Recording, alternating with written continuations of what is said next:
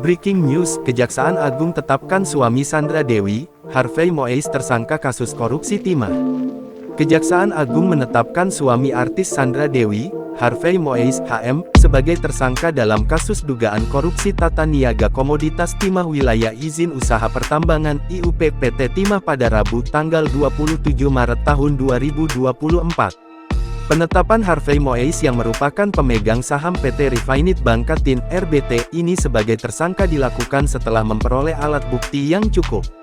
Termasuk diantaranya, dari pemeriksaan dia sebagai saksi pada hari yang sama. Telah dilakukan pemeriksaan secara intensif, tim penyidik memandang telah cukup alat bukti, sehingga bersangkutan kita tetapkan statusnya sebagai tersangka. Saudara M selaku perpanjangan tangan dari PT RBT. Begitu ditetapkan tersangka, tim penyidik langsung membawa Harvey keluar dari gedung Kartika Kejaksaan Agung ke mobil tahanan. Tampak dia digiring oleh petugas Kejaksaan Agung dengan tangan terborgol dan menggunakan rompi tahanan berwarna pink. Penahanan terhadap Harvey dilakukan di rutan Kejaksaan Agung selama 20 hari ke depan, sesuai ketentuan Kitab Undang-Undang Hukum Acara Pidana KUHP. Sebagai informasi, dalam perkara ini tim penyidik telah menetapkan 15 tersangka, termasuk perkara pokok dan obstruction of justice OOJ alias perintangan penyidikan. Dengan demikian, Harvey Moise menjadi tersangka ke-16 dalam perkara ini. Nilai kerugian negara pada kasus ini ditaksir mencapai 271 triliun rupiah.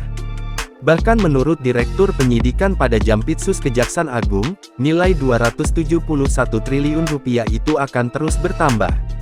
Sebab nilai tersebut baru hasil penghitungan kerugian perekonomian, belum ditambah kerugian keuangan. Akibat perbuatan yang merugikan negara ini, para tersangka di perkara pokok dijerat Pasal 2 Ayat 1 dan Pasal 3 Jo.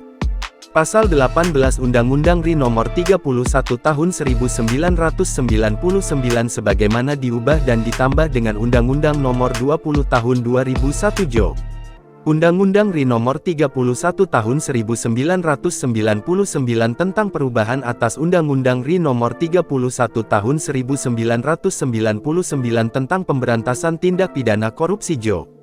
Pasal 55 Ayat 1 pertama KUHP. Kemudian tersangka OOJ dijerat Pasal 21 Undang-Undang Pemberantasan Tindak Pidana Korupsi. Download Tribun X sekarang, menghadirkan lokal menjadi Indonesia.